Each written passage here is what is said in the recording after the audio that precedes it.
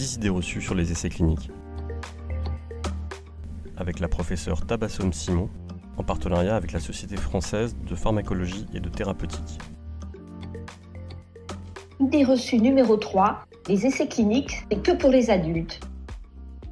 Alors heureusement non, pas du tout. Les essais cliniques ne sont pas pour tous les adultes, ils sont pour tout le monde, quelles que soient les tranches d'âge, que ça soit et de sexe.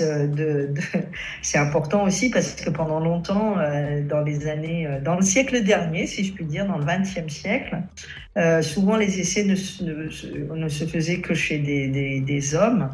Et les femmes participaient pas beaucoup aux essais cliniques. Et aujourd'hui, c'est plus du tout le cas. Les hommes, les femmes, les enfants, les personnes âgées, tout le monde participe aux essais cliniques. Pourquoi ? Pour une raison très simple, c'est que ce serait terrible de donner des médicaments qui auraient été testés uniquement chez des adultes aux enfants, par exemple. Pourquoi ? Tout simplement parce que il y a des médicaments, il y a des maladies qui ne touchent que des enfants.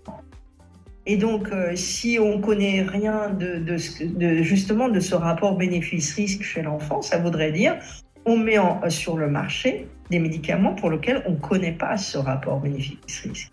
Et je pense que personne ne voudrait qu'on puisse donner comme ça des médicaments qui n'ont jamais été évalués.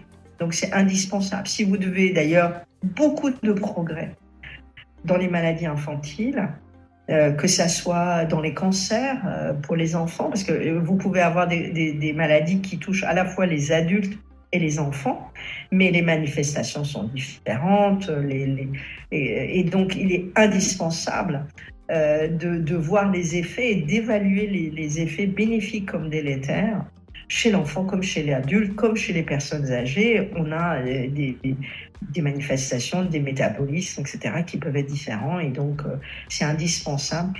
Quand on imagine les vaccins, par exemple, nous avons une chance formidable d'avoir des vaccins qui fonctionnent.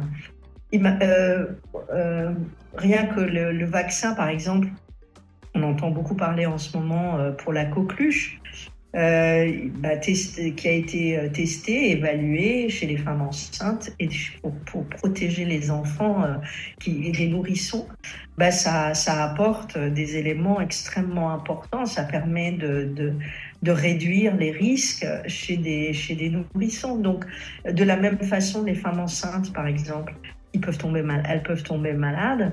Si on n'a pas testé de manière rigoureuse les médicaments qu'on leur administre, eh bien, on prend des risques beaucoup plus importants que si on les a évalués. Donc, bref, c'est indispensable.